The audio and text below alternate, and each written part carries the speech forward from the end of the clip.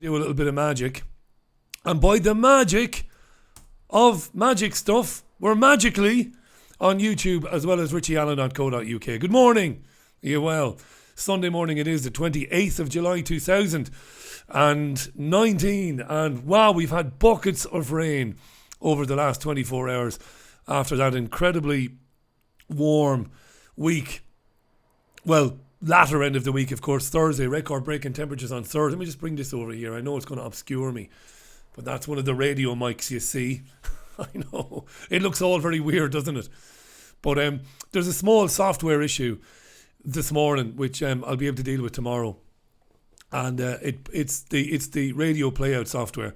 So it would have made it very difficult for me to use audio today, to play audio clips. So I thought to myself this morning, well, if I'm only going to be talking to you and maybe playing the odd tune, I might as well come onto YouTube. So one off. I won't be doing this every Sunday. I'll be back to radio, audio only on Sunday mornings. But hope you're having a good weekend. Sporting my Ireland Rugby League shirt here for no good reason. Got a present of that from my mate Tez during the World Cup 2 years ago. Nice relaxing weekend myself. Spent the afternoon yesterday chilling out. Watched a dreadful film. The latest Godzilla film. My God, it's diabolical. And then I was cheered up because I watched Kilkenny play Limerick in the All-Ireland Senior Hurling semi-final at Croke Park, Park and Croquig, and Kilkenny blitzed Limerick, the reigning champions, yesterday. So I watched a bit of hurling there.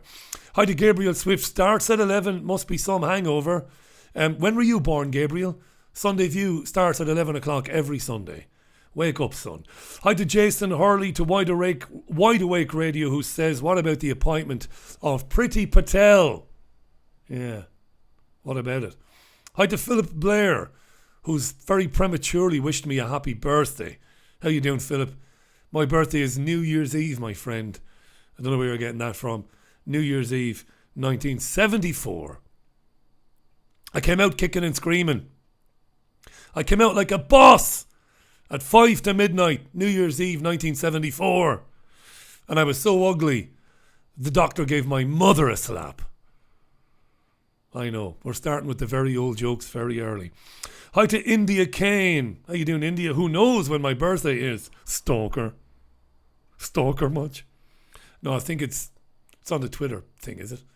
Might very well be.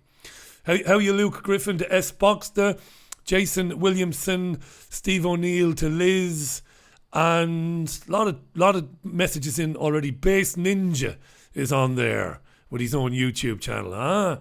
The big fella with his own YouTube channel. Very good. Hi to Gail in Cornwall, to Sooty43, who's been reading about the increasing speed up of the magnetic North Pole towards Siberia. I haven't read anything about that, but I'll check it out later on. India says namaste. I better be quiet. I won't start with the insults. It is a Sunday. Hi to Harry Jacobs in Brisbane. How you doing, Harry Jacobs in Brisbane? Lovely stuff. Anne Gladman. How you doing, Anne, in Yorkshire? Pro-rebel separatist John Kerr. Martin Evans. Who would you be voting for, Richie, if there was an election this week? Nobody. I don't vote in local or general elections. Of course not. For what? For what reason? What's it going to mean to me who the MP is in Salford? But it wouldn't be Rebecca Long Bailey. Rebecca Long Bailey. Watch Rebecca Bailey. The biggest mouth in the world. She's only beating into a close second Andrew Gwynn. Another one. Rebecca Long Bailey. Hi to Monty Mould, to Graham Farmer, to Pan, who says, where's the radio show, you lazy bastard? I'm here, and I'm also on the radio. At the same time, it's amazing, isn't it? No need to apologise. Hi to Wendy Bell, to Patrick Vidine, Anthony Melville. How you doing, Anthony? And Dawn B. How you doing, Dawn? Curly Perm, Joe Public in Edinburgh. Morning, Joe. Where's the weather update, Joe? It's not good enough. Not having it. Yeah. Rebecca Long Bailey. Interviewers are terrified of Bailey because they can't get a word in edgeways with her. Did I mention Mark? Return O is listening in Argentina. Good morning, mate. In Argentina. Buenos dias. Fred Luce. Morning, Richie, a big baldy gammon. That's it. Remember. I'm not a baldy gammon. Now I'm a superstar DJ. Big baldy gammon. That's how it works. That's the disguise. Right. Massive thanks to Jen in California. Morning, Jen. You're up late. Hey? Thanks for the super chat donation. Jen is up really late there. Because it's 9 hours back, so it's like 2 o'clock in the morning, Jen. You party animal. Big respect to you too, Jen, and yours. Thanks for that lovely thought. I really appreciate that. Susan Hayward Tonkin, my old pal. How you doing, Susan? In Port Macquarie and Bexhill and all the rest of it. Right, there you are. I'm aware of the fact that I'm not as close to the radio mic as I should be. Because I'm looking this way and that way. Do you want to have a look at the front pages of the Sunday newspapers then? Sure, we might as well. That's why we came here, right? Right? 'Tis great, that, isn't it? You have to laugh, don't you? Christ. There you have it. No coincidences.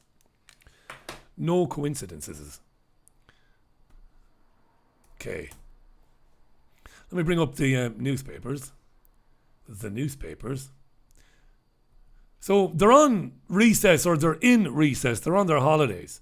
But it's not going to be dull in terms of the media coverage of events, particularly around Brexit, despite the fact that they've left for their recess. Usually for producers and editors in news stations, excuse me, I'm drinking orange juice. Usually it's a difficult time. I remember dreading it when I was producing radio, and the onus was on me to source material for a 2-hour radio show 5 days a week in July, late July, early August. I couldn't wait to go on my holidays. But now it's good fun to watch all of this. Even though you know it's all a charade and you know it's all a nonsense, it is good fun for me still. I get a great kick out of it, watching how people react to the stories. Let's go with Murdoch's Times. Boris vows no deal Brexit by any means necessary. I wouldn't believe it, to be honest with you. For good reason. Boris vows no deal Brexit by any means necessary. That story, of course, in the Times, there's the story. And it basically said that they're working on the assumption that the European Union will not agree to make any significant changes to the withdrawal agreement. And they're working on the assumption that the European Union won't agree to remove the permanency of the backstop arrangement. Okay? You know what the backstop is now? Do I have to keep repeating myself? Because a lot of people do say, Richie, we don't understand it. But I've repeated it 1,000 times. The backstop was a little bit of malevolent genius, really, by Remainers in Ireland and Remainers here.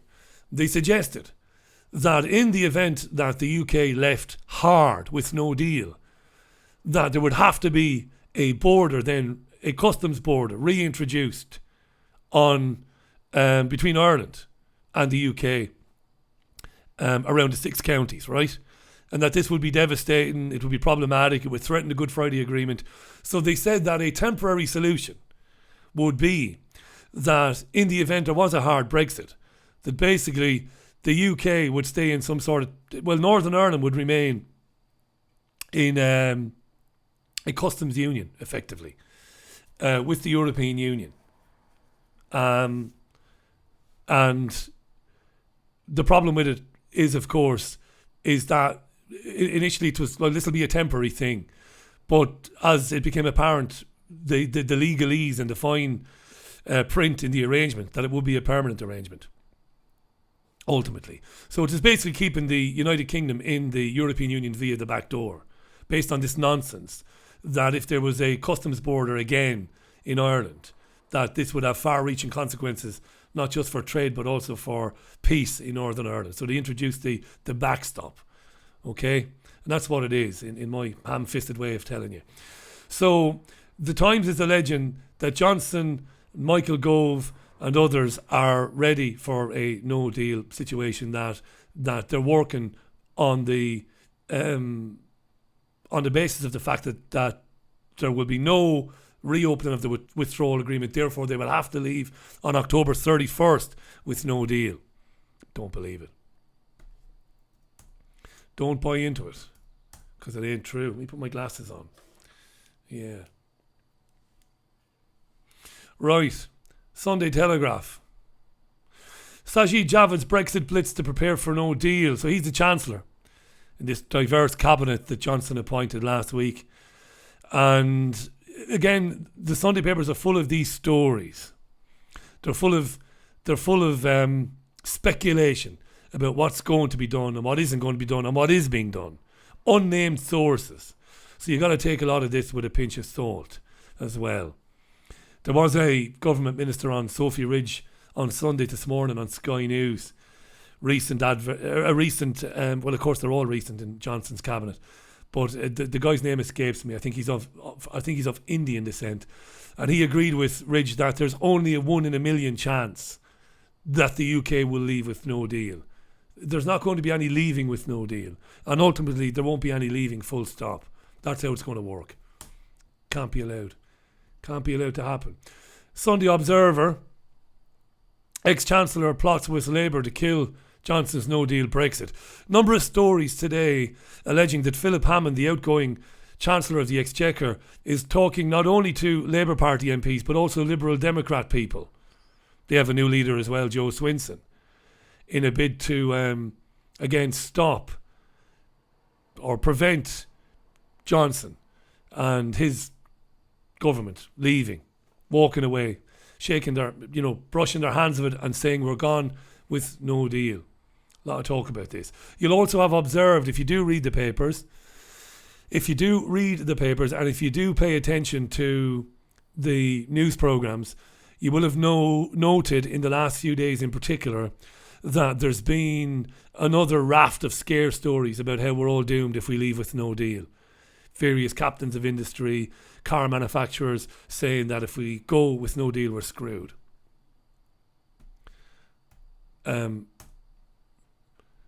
Yeah. There's no point in me repeating what I think about it because I think you know.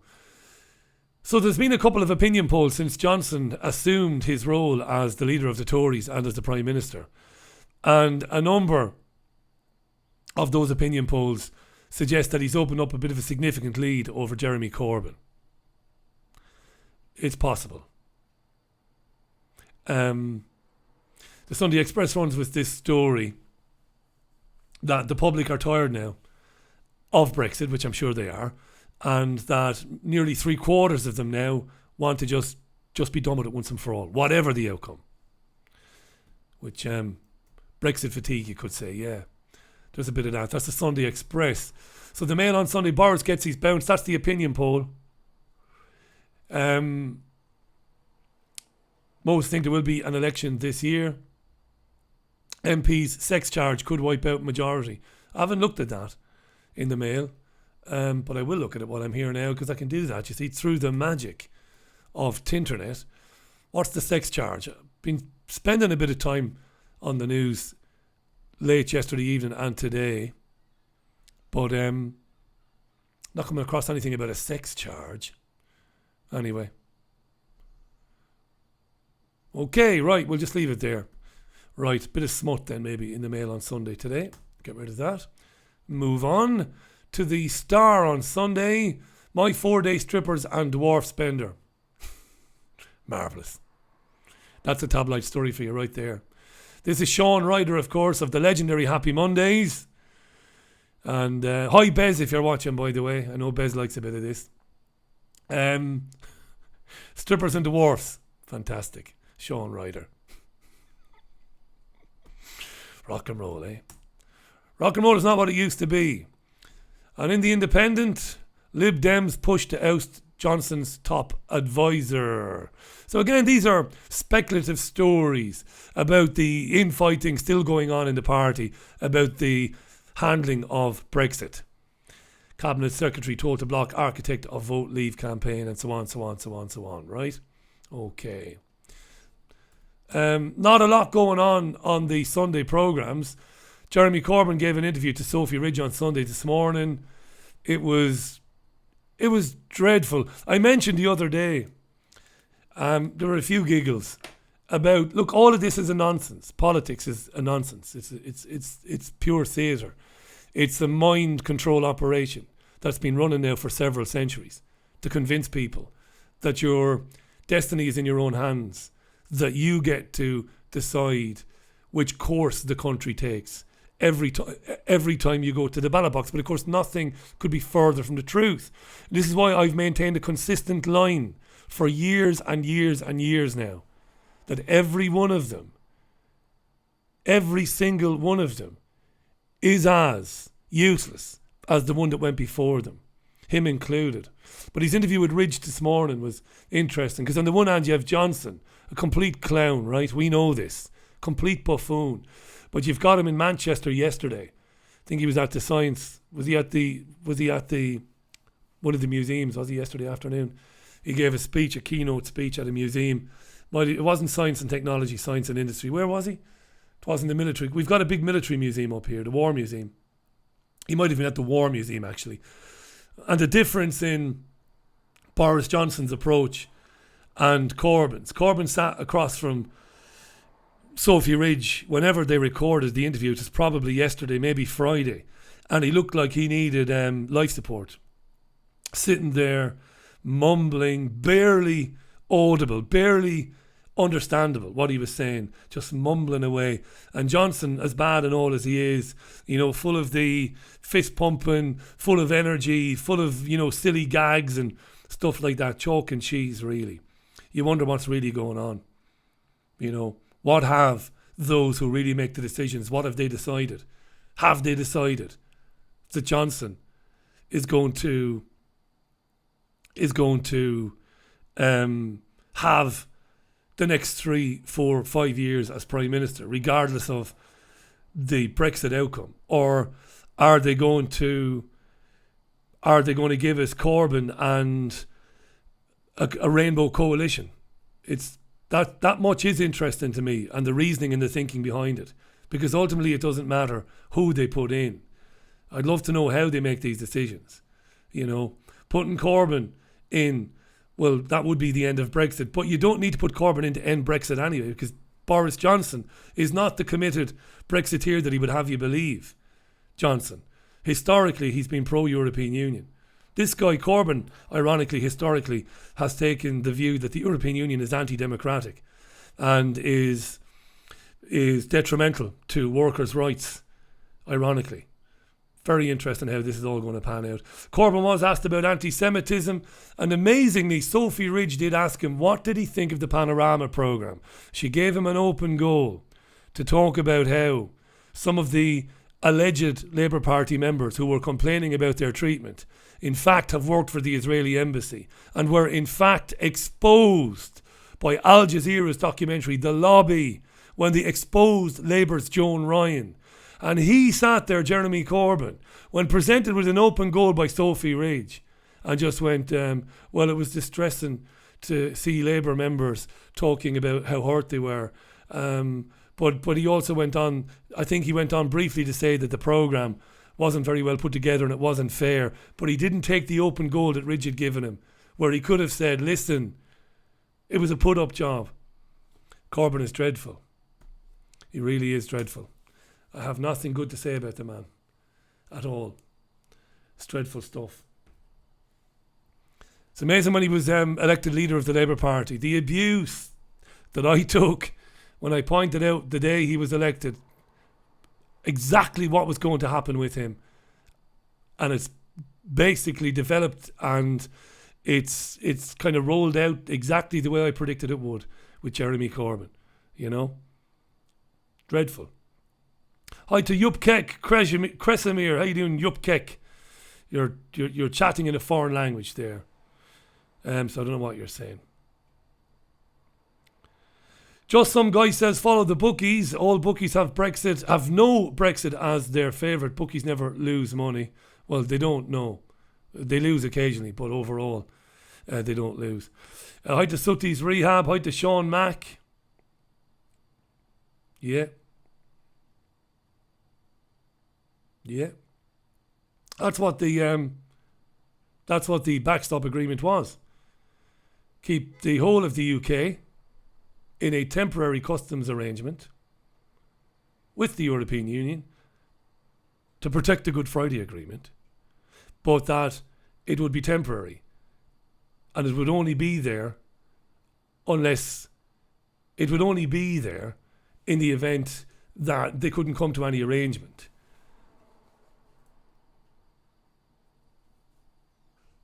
But it was Brexit in name only, wasn't it? Hi to Colin Maguire in Dublin. How you doing, Colin? Let me scroll on down there. Hi to Jack Woolley. How you doing, Jack? Dean Smith. More flip-flops than a Costa del Sol beach. Jeremy Corbyn. Hi to Stuart Batty. Yes. Nick Farrell. Good morning. And if you're listening on richieallen.co.uk, Fab Radio Tour, triggerwarning.tv, a very good morning to you as well. A very, very good morning to you. Hi to Andy Newman. I'm on Twitter now. Hi to Liz Jones. Hi to David Stanford. How you doing, Gavin Thomas? Gavin is listening in Waterford, and he's part of the Stop 5G Waterford gang. How you doing, Gavin? Thanks for tweeting us this morning. Hi to Cunnington on Twitter as well, who's listening in Tasmania. Hi to Roger the Dodger. That's not my Roger. Liz Jones is listening in. Happy rainy Sunday, Richie. It's miserable today. Hi to Foz. How you doing, Foz? To Gleasons and to Jackie, who's listening in New South Wales and in Perth. In fact, it's a little chilly there, says Jackie, who's been in Bali for a while, if I remember. How you doing? Right, let's move on. It must be a bit weird listening this morning because I normally have a lot of content for you, packed with audio and stuff. But today it's just me and my images. I am on YouTube. It's youtube.com/Richie Allen Show. YouTube.com/even Richie Allen Show. Now. Let's look inside the papers. This is Daniel Jana QC. And I wrote an article about Daniel Jana QC on my website last year, where I tried to be as fair-minded and as professional as I could be. Daniel Jana QC has been screaming from the rooftops for about 3 years that his father, the former Labour MP, Greville Jana, was an angel. He was a saint, and that he is not guilty of any of the accusations that have been made against him. Daniel Jana QC. This is Simon Heffer writing in the Telegraph today, the Sunday Telegraph. I tweeted Daniel Jana on Friday, and then I regretted it for a few minutes, and then I looked at the tweet and I didn't regret it. Because I believe that Daniel Jana knows damn well who his father was. He was a filthy, disgusting, rotten child abuser, Greville Jana. We know he was. But this guy is screaming about Carl Beach. Now you'll know by now that Carl Beach, known as Nick, has been sentenced to 18 years in prison for making false statements to the police about a number of very high profile politicians, including Edward Heath, including Harvey Proctor, including Greville Jana. And I'll save you and me some time by not really repeating everything I've already said about it. I don't think that Nick, who's he's been convicted of downloading child abuse images, convicted about 7 or 8 years ago. I don't believe that Nick is the fraud or the fake that he has been made out to be. I believe he's been used. And I do believe he has accused innocent men.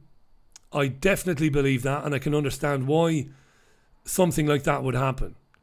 I remember when the Coronation Street Guys, that's a soap opera, by the way, for people who don't know. It's a very successful television show. It's one of the oldest in the world. So when these guys were being accused, it did occur to me, and I did speak about it, that if I wanted to cover up paedophilia, but if I wanted to cover up institutional paedophilia among very, very wealthy people, connected people, one of the things I would do is level accusations against innocent people and make it a bit of a kind of a hysteria fest. Because we had a hysteria fest for a while. Paul Gamacini and others accused. Cliff Richard and others accused. You wonder. So this guy has maintained, I know you can read a bit of it there. It's in the Telegraph today. Let me just bring in a bit more. So he says, this is a quote from Daniel Jana QC. The police will run this inquiry and make him out to be a monster when they know perfectly well, if they bother to look at the full material that led to the collapse of the civil case against him, that he wasn't. Why does he think the police have vilified his late father in this way? He says the lies are so patently false and ludicrous, there is an inference raised that the police acted with an improper motive. There has to be an investigation as to whether that amounts to the offence of misfeasance in a public office. So they're going after the police. Now Alexis J is heading up the independent inquiry into child sex abuse. She must be watching the comments of Daniel Jana with great interest, because there is a strand of the inquiry that's going to deal with allegations against Greville Jana.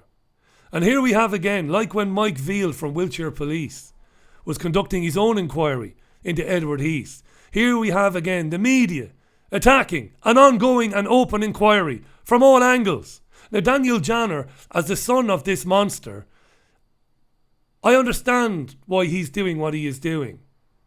But the newspapers have a responsibility not to print it.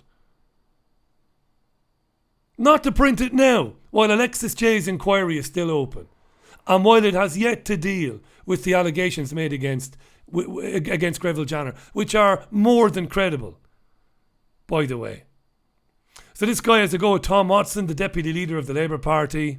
Watson is vile, you know. Watson used Nick Carl Beach for his own political end. We know this. Watson is an absolute disgrace as a human being. Okay? Nothing but a climber. Full stop. Doesn't give a damn. And I can understand Jana having a go at him. This is a really important story, this. So, anyway, the article goes on. Greville Jana, my dad, innocent. Theresa May shouldn't have done this. The inquiry shouldn't have opened. It's all a nonsense. It's hysteria. And it's a big fake thing. None of it is happening. Here's Greville Jana. There's no suggestion, by the way, that Greville Jana abused any of the boys in this picture. Or the next picture. He's very fond of children, Jana. Here he is there. Greville Jana. I want to tell you a little bit about Greville Jana now. There he is. Okay? Greville Jana. One of the things that's really annoying about Daniel Jana QC, is that he's alleging that the motive behind the allegations against his father, he reckons it's anti-Semitism, because Jana was Jewish. So he's saying it's anti-Semitic in nature, the things that have been said about my father. Okay, I'm going to tell you about his father now, who he is. I'll tell you all about him. I'll tell you all about Greville Jana. I wrote an article about this last year. And when I wrote it, I was approached by two different journalists. One working for the Mail and one working for the Star. The one who contacted me from the Mail said, everything you put in your article is true, Richie, but we can't go with it. And I said, well, you can go with it, because Jana is dead. He's not going to sue you for libel. You can't libel the dead. Simple as that. This guy, Greville Jana, was abusing boys in homes for decades, going back to the 1950s. And to make matters worse, it was an open secret at Westminster. An open secret. I've spoken privately with former MPs, and I really have, who refused to go on the record even though Jana is dead. These are former MPs now that would have been on the left, right? That I've known for years. And they said it was an open secret even when he was in the House of Lords, that Greville Jana was a filthy, disgusting, rotten pederast. It was an open secret. Think back to Tim Fortescue. We're not talking about 3 or 4 or 5 or 6. Dozens of men and women in the Leicestershire area have said, and they haven't just said it, they've provided evidence to the police that he abused them. In fact, he would go to homes, take young boys out of the homes, out of the orphanages, the homes, and he would stay in hotels with them. He would stay in hotels with them and rape them. Greville Jana. And his son wants you to believe it's all about anti-Semitism.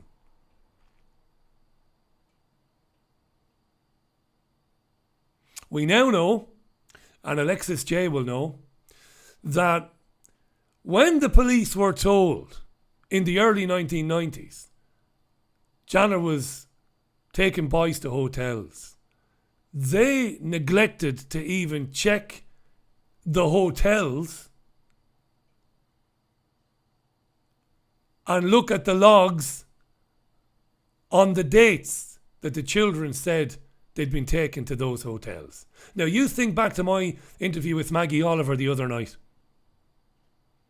and about Rochdale grooming gangs, predominantly Pakistani young Muslim men, and what she said about what drove her to blow the whistle on her own police force when her own police force, GMP, was given all of that evidence in a box with a ribbon on it about those grooming gangs, and they did nothing. They looked the other way. Leicestershire police were told by teenagers this guy had been abusing them and he'd been taking them to hotels they couldn't be bothered. Not only did they not check with the hotels, they didn't check with the care home either. Imagine that. Imagine not going to the care home. This guy, Mr. Jana, he's been abusing me. He's been taking me places. Has he? He has. He took me to a certain hotel. I can give you the name of it. Okay, well, thanks for coming in. Thanks for coming in. Right? Who's worse? The filthy pederast? Or the chief superintendent who buries the thing? Who's worse? If you forced me to take a whip and bullwhip either Jana or the police superintendent, if you put a gun to me head, there's the police superintendent I'd fucking whip to be Jesus. Imagine it. Greville Jana.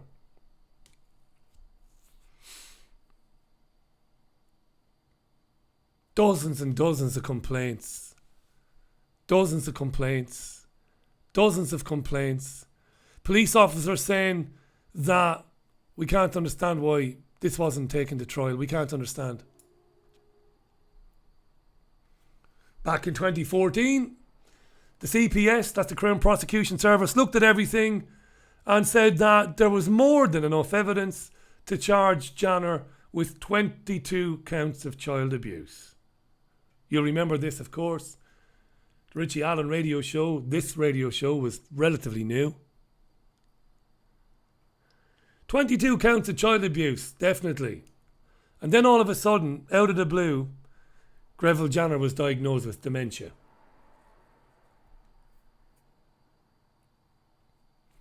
So he wasn't compos mentis, they said. He wasn't capable of understanding the charges against him.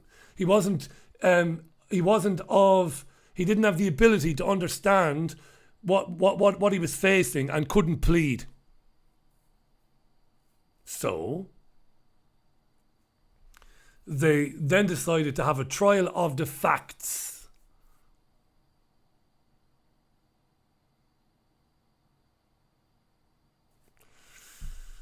Yeah. Jana was deemed unfit to testify. Didn't have testamentary capacity. Right? That he was a bit of a vegetable, we were told. Months after it was ruled that he couldn't stand trial, months after, the bastard was driving himself to the House of Lords. Driving himself to the House of Lords. Driving himself to the House of Lords.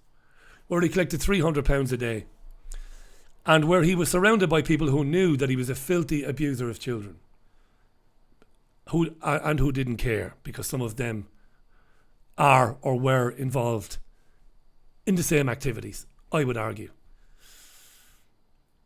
By the way, when they said there would be a trial of the facts in December of 2015, he died 2 weeks later. Now, I've always been one to pour cold water on stupid conspiracy theories, hoaxes and stuff. Whenever there's a shooting somewhere, there's a Truth or Industrial Complex member rushes to the internet to declare it to be completely fake and a hoax. Drives me mad. But Jana's sudden onset of severe dementia, and then thinking that his dementia had gotten him off the hook effectively. Okay, I don't have to plead now because I have late stage dementia, so I can stop the act, I can stop pretending I'm demented, and I can now return to the House of Lords to collect £300 a day. And he was getting along fine, except for in December 2015, they said, okay, so you can't plead, therefore we'll have a trial of the facts. And then he died. Right? So when people say to me, old Greville Jana maybe didn't die, I would ordinarily smack that out of the ballpark, right? Babe Ruth that right over the wall and say, no, you're a moron. Now? Don't know. Very powerful Jewish lobby. The Board of Deputies of British Jews, remember?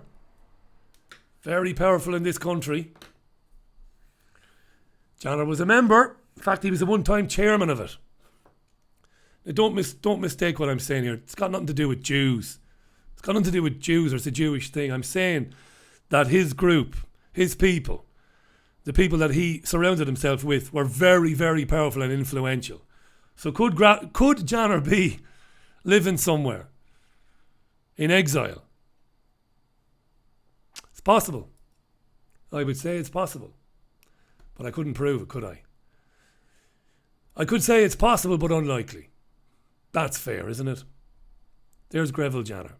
And his son is materially interfering with an ongoing inquiry. So is the Sunday Telegraph, by printing all this stuff while Alexis J is about to begin interviewing the dozens of people who were abused by that scumbag there, Greville Jana. It's all over the papers today. It's all over the papers today. Look at this. The intelligence agencies are astonished that the police fell for the lies of VIP abuse accuser. This is Carl Beach. The intelligence agencies are shocked that the police fell for the lies of Carl Beach.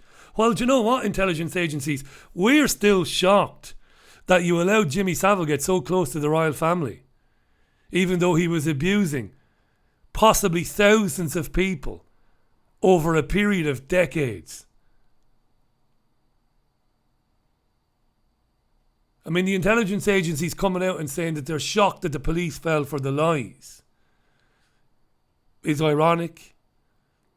It's shocking in its own way, because the intelligence agencies and services were the ones who protected these people.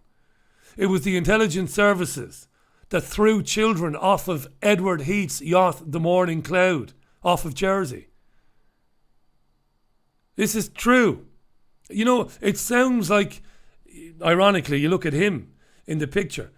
We know that Edward Heath abused boys on the Morning Cloud. And we know that some of those boys never made it back to those homes. And the very murderers, not the very same murderers, but, spooks working for those same agencies today are saying we can't believe the police fell for Carl Beach. The police didn't fall for him. Beach presented them with a lot of very good evidence and a lot of bollocks. And it is the bollocks that the media is focusing on now, and it's full scale now, today in the papers today. See? Here's somebody else that Carl Beach accused. Lord Brahma, Field Marshal Lord Brahma, who never abused anybody. I don't know the man, but I'm pretty sure he didn't. But his name was thrown in there, right? And it's these allegations that were baseless that are being used to try and bring down the independent inquiry into child sex abuse. ICSA. Bring it all down. Undermine it while Alexis J is doing it. That's perverting the course of justice, isn't it? I don't blame Bramall for being absolutely pissed off. That's what's going on, folks. Greville Jana. And they're playing the anti-Semitism card. They're playing the he was Jewish card. It's got nothing to do with his identity. It has all to do with the fact that allegations were made year in, year out by credible witnesses, dozens and dozens of them. The police themselves acknowledged that it is wrong that on at least three occasions, he was banged to rights and they didn't charge the man. And the police doesn't make the decision to charge. The police arrest, they gather evidence, they pass that on to the Director of Public Prosecutions, who then decides whether to proceed with the case or not. We know that there was more than enough evidence to secure convictions against Jana. It's amazing to me, this. The people can't see what's going on, you know. Let me read a few more comments and we'll go back to the papers then. Hi to Craig Storer. Craig, how are you? Thanks so much for the super chat donation, Craig. Lovely to hear from you this morning. Thank you so much, mate. Really appreciate that. A number of you are opining on the whereabouts of Greville Jana. I mean, look, we've got to be mature about this. You know, he's probably dead, Jana. Right? But whereas I have been a bit hard on the hoax mongers in the past, claiming things were hoaxes, on this occasion, I'm open-minded. You know, they said they were going to charge him with abusing 22 children. He got dementia all of a sudden. That was fine for a while. He couldn't plead, but he could go back to the House of Lords. Somebody decided then, we really want to get this guy, so let's have a trial of the facts. And then he died. In fact, he died 2 weeks, almost to the day, after they said, well, we can't get you in court to plead, but we can have a trial of the facts. We can make a conclusion based on the evidence we have. It doesn't have any basis in terms of, it wouldn't have meant that Jana would have went to prison at all. But, right? Hi to Damien Campbell. How you doing, Damien? Yeah. To Martin Ellen. Empty Vessel. Loads and loads of super chat comments even coming in there. And if you're listening on, if you're listening on the line, if you're listening on richieallen.co.uk, Fab at Radio 2 in Manchester, or triggerwarning.tv, a very good morning to you. I am on YouTube doing this, so you can see it on YouTube. Yeah. What else is there? What about this? This made me laugh. Nothing story again. Elijah Cummings represents Maryland. And this is big. They love this, you see, journalists. It's not news, this. It's a non-story. But this is how people are being conditioned. This is how people are being conditioned to re-engage. We are now appealing to people on an emotional level to re-engage with politics on a level emotionally that we never used to do. We're now appealing to people's sense of identity. You might say, well, they've always done that. Well, not to the scale they do it now. They are getting massive sections of populations around the world to re-engage with politics, locally and nationally. And they're getting them through identity, not just race, but through identity. So these are the stories that go viral. Donald Trump has been making comments about Maryland, saying that it's rat infested and stuff like that. Elijah Cummings represents it there. He's a congressman. They were arguing about migrant detention centres on Twitter. And Elijah Cummings was making a very good point about the conditions of migrant detention centres, which are apparently pretty miserable. And migrants haven't broken the law, regardless of what you might think about them. Even if you know, as I know, what the plan is with weaponised migration. We do know, we're not stupid, but we're still dealing with human beings here. And the conditions are horrendous in some places, not in every place. So Elijah went and had a pop at it, and Trump came out with the comment about Baltimore being worse. He called it a disgusting rat and rodent infested mess. Nancy Pelosi, Speaker, it's racist. It's racist. This is racism. You got people on Twitter then, not just 10,000 people, not just 50,000 people. You have millions of people then taking to Twitter to express their outrage or to express their support for Trump, re-engaging people. It's getting in there now. People have never been more interested in politics than now. And you know, this is a real bugbear with me. I talk a lot about this because I'm very interested in it, in how people have been kind of brought back in when so many had moved away, kind of post September the 11th and all the rest of it. So it's very interesting.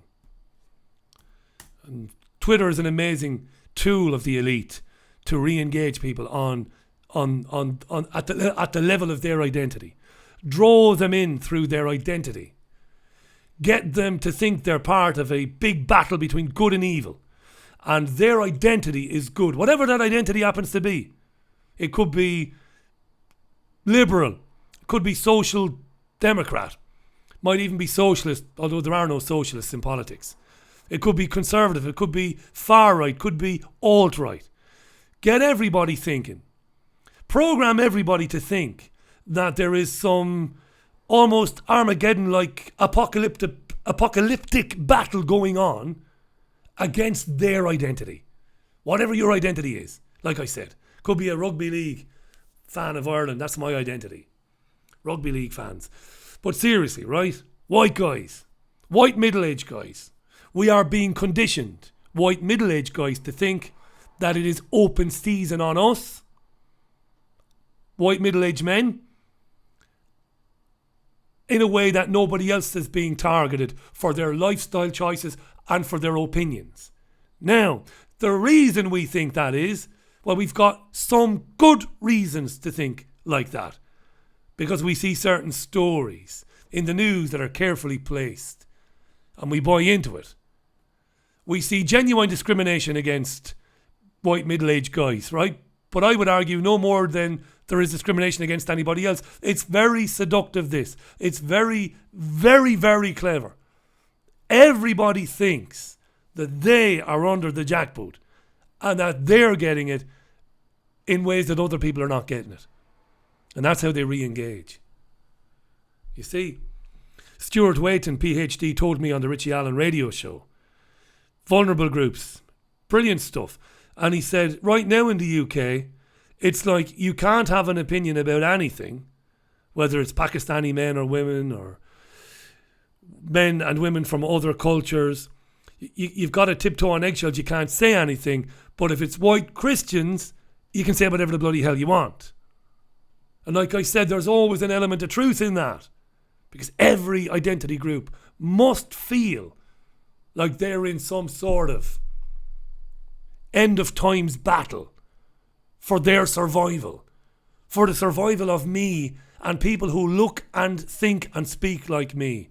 This is how the elite has been absolute, it's genius stuff, this. It's genius. And it's fueled the alternative right media. It's amazing. People flock there. Listen, you know who they are, these presenters. None of them see the bigger picture. That ultimately the jackboot spares nobody. Doesn't matter. Doesn't matter what you look like. But if I can make white people think that they're being targeted and that their rights are being trampled all over, and they are, by the way. But if I can get white people to think that it's not happening to other groups, minorities or migrants, well, that's brilliant then. That's brilliant. We've gotten white people hook, line and sinker. Do you understand this? Because I know some of you will be triggered. I know some of you will be only hearing what you want to hear. And you'll think that I'm saying that white people are not targeted. I'm not saying that at all. Far from it. Not saying it at all. I'm saying the system is so sophisticated. It works on each individual identity group the exact same way but slightly differently. The exact same way but slightly differently. Nearly the same way but slightly differently. What do we do then? We divide. It's like getting some food and a cleaver and a chopping knife. Chopping it up. And we splinter off, we divide, we mutate, we divide. And those running things, fantastic, brilliant. Look at them, they'll never come together. They hate one another. They have assigned themselves to a cultural or a sociological identity group, and they're in the fight now. Look at them on Twitter, they're in the fight. Brilliant. And we all fall for it. Bastard Muslims. Leaving 1 million migrants into Germany.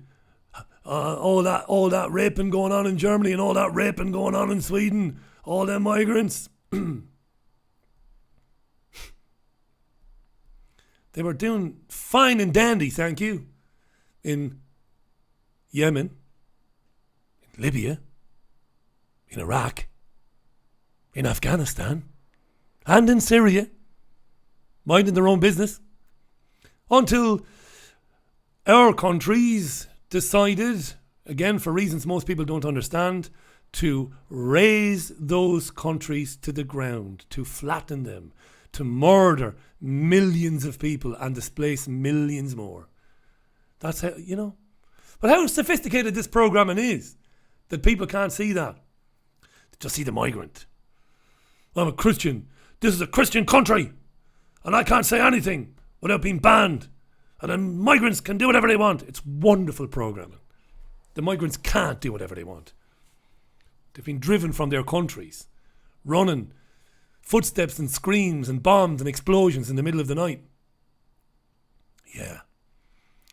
Wonderful stuff. Isn't it sophisticated? How it works.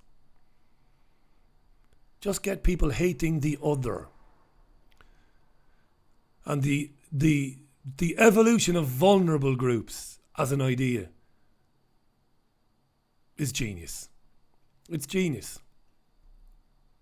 You get stuff like this then. This is on RT.com. Sick!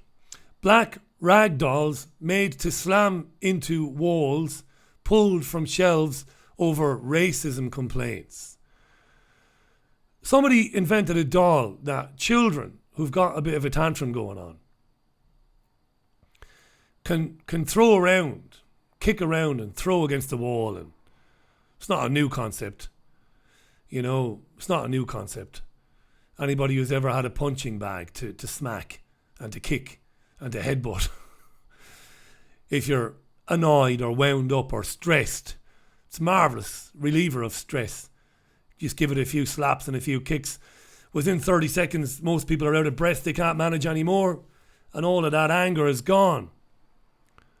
So the Feel Better doll is a black smiling rag doll with multicoloured hair styled like dreadlocks and bears instructions to slam whenever things don't go well and you want to hit the wall and yell. This is the sort of story, you see. Rather than ignore it, you get Courtney Washington, I don't know who Courtney Washington is, screaming about the doll being black and about how this is racist and this is terrible and this is dreadfully offensive and this is hurtful. I don't know how it could be hurtful to any intelligent black man or woman alive. How you could say that's hurtful and it's offensive and it has to be banned and I better go on Twitter and talk about it. This is how it works. I see a black doll that says hit me, beat me.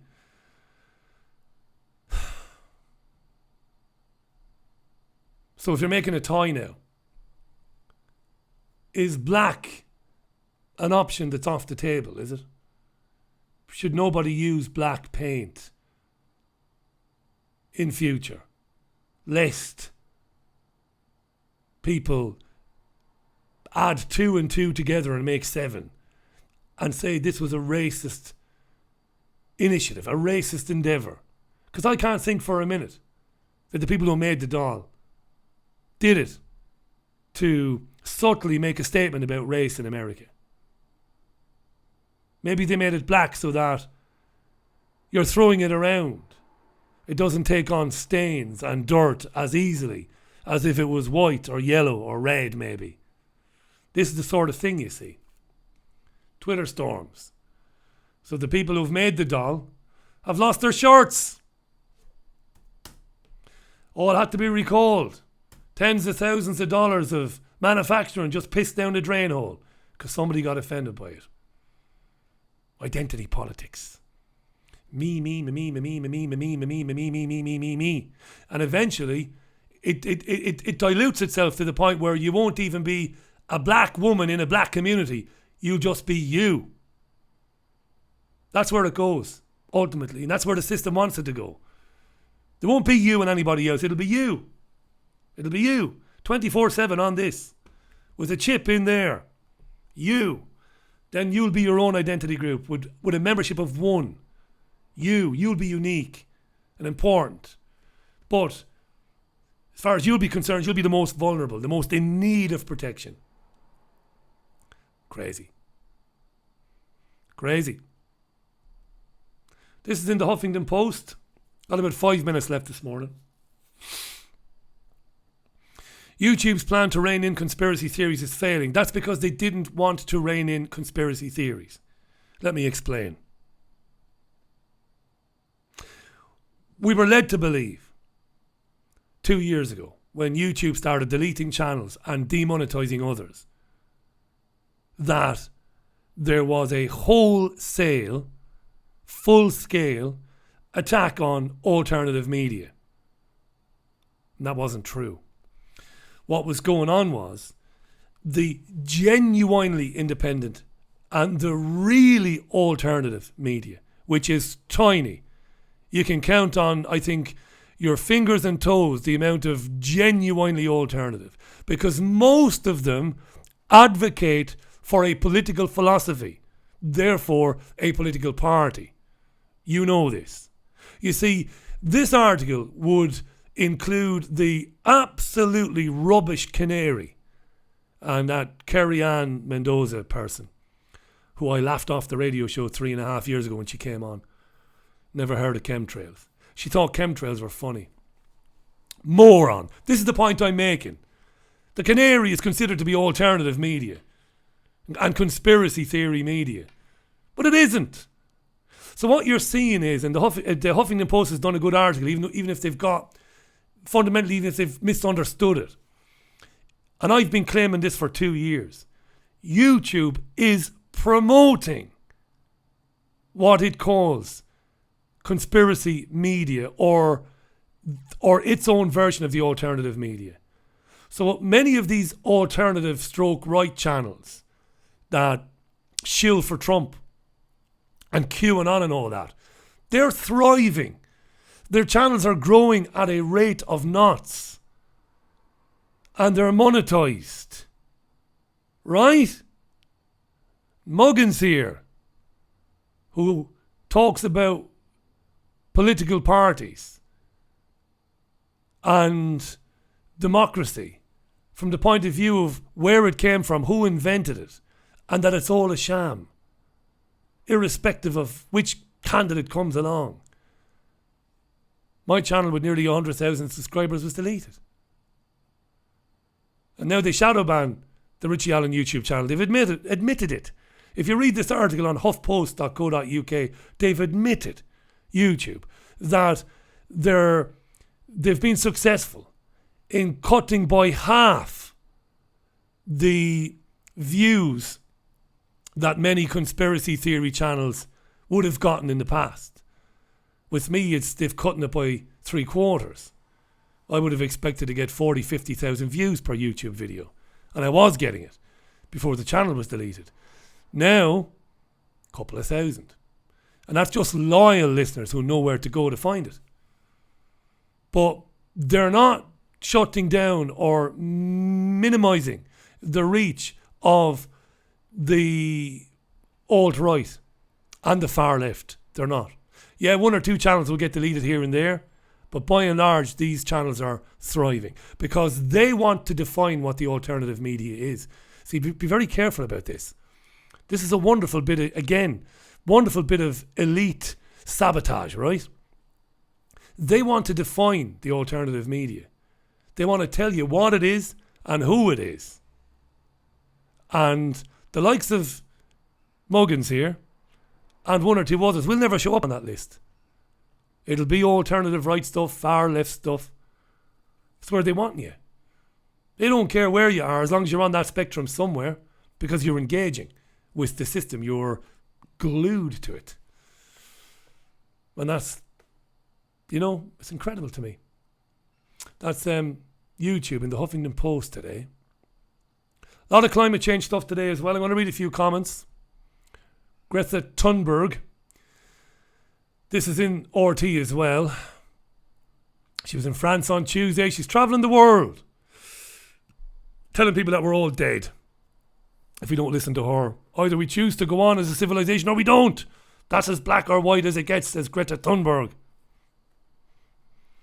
Number of peer-reviewed studies, of course, have come out in the last couple of weeks, highlighted on this programme, that prove beyond any doubt that anthropogenic climate change, man-made climate change is not happening. Man is not doing it. I know there will be followers of people like Dane Wigington. I have a lot of time for Dane, very good guy Dane, very smart guy. And I believe Dane is right. Weather anomalies are being driven by man in the sense that weather modification technology is being used around the globe. I have no doubt about that. That's a different thing entirely. But the planet warming to the point where the warming will become so catastrophic that we'll have flooding, coastal areas will disappear, is a nonsense. We're not creating... our industrial activity on the planet is not contributing to that. There's no evidence to support that. There we go. And that's about it, I think. I'm going to leave you there. It's just after midday. It's a horrible old afternoon here in Manchester. Greater Manchester, Salford. It's rotten. Peter Murphy says YouTube seems insistent on promoting Russell Brand. Yeah, like I said, they will tell you what the alternative media is and give it you.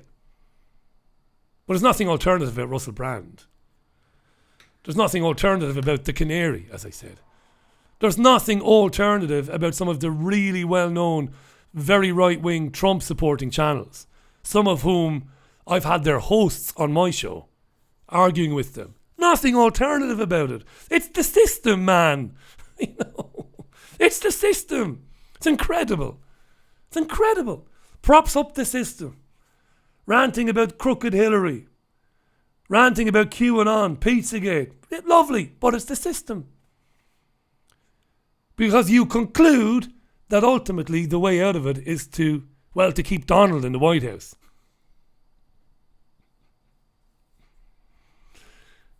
Nothing alternative about that. Ike had a phrase for it, David Icke. And he was right. He called it mainstream light. We have them here. We have them on the South Coast. You know what I'm talking about. The Hampstead hoaxers on the South Coast. They told their listeners to vote for Jeremy Corbyn before the last election. Mainstream light. Nothing to see here. Nothing of any interest for an intellectual who wants to understand what's going on in the world. Nothing. You think Jeremy Corbyn... Brilliant. Well, your channel then is, your point of view, mainstream light. You're no different than the system. You are the system. Mainstream light. So what YouTube is doing, it is continuing to promote mainstream light so that people will labour under the illusion that they are getting alternative media. I go to whatever for the news. Yeah. And you think it's better than the BBC. It's more likely to be accurate than the BBC. But you only like it because it tells you what you want to hear. that Hillary is evil and Bill's a psychotic paedophile. You want to hear that, so they tell you that. It doesn't matter if it's true, because your conclusion is Donald Trump is the man. It's what we need to get away from, people. Got to understand it. Look at Jeremy Corbyn's performance on Sophie Ridge this morning. How could any body with half a brain say, yeah, he's the man. He's going to stand up to the system. What did you think of the Panorama documentary, Jeremy? Open goal. All you had to do was say, well, I'm glad you brought that up, Sophie. You work for Sky News. Would you be happy if your organisation was hiring former people from the Israeli embassy, former staffers, people who were caught on camera with Joan Ryan when she was getting a bribe of £1 million to bring down anti-Israeli politicians? One of those guys was in the room, and next thing I see him, he's on Panorama. What's going on, Sophie? It's a stitch up, Sophie. No, Corbyn just mumbled away. We're taking on anti-Semitism. We'll take on anti-Semitism. We'll take on anti-Semitism. We'll take on anti-Semitism. Rubbish. Garbage. Depressing is what it is. Not him. Depressing that people keep falling for it. All these people with their Twitter accounts declaring themselves to be socialists. You're not socialists. You don't know anything about it. Don't understand it. Haven't a clue. You've never lived it. You've never seen it. You've never travelled. Never been anywhere in the world. You've never witnessed it going on. I travelled in Central America. I've seen it with my own eyes. I know. Real socialism. Incredible. I'm a socialist. And Jeremy for PM. He's not a socialist either. When will it come home to people? The path to salvation lies within themselves and in their towns, in their villages, in their streets, in their neighbourhoods. Taking back your own personal sovereignty. Not voting for these people. And believing that a man who swears an oath of allegiance to Queen Elizabeth and all her heirs before he can even take his seat in the House of Commons, he's not out to bat for you, love, you know. You know. That's it for me. Time to go. Back with you for the newspaper review tomorrow at 9:30, and packed week of Richie Allen shows. 5 o'clock, of course, to 7 every day next week, Monday to Thursday, I should say. Brilliant guest line up for you next week. Not got the diary here, but terrific array of guests. First-time guests, new guests. Should be really good. So have a great Sunday. To those of you who listened in through the usual channels, thanks for listening in. I'm not sure if Graham Booth is going to do something on triggerwarning.tv now, but he might be. Check him out, Graham Booth. Terrific guy, and he'll have an interesting programme if he's doing that. I will speak to you tomorrow then, usual time, 9:30 in the morning with the paper review. Until then, bye from me.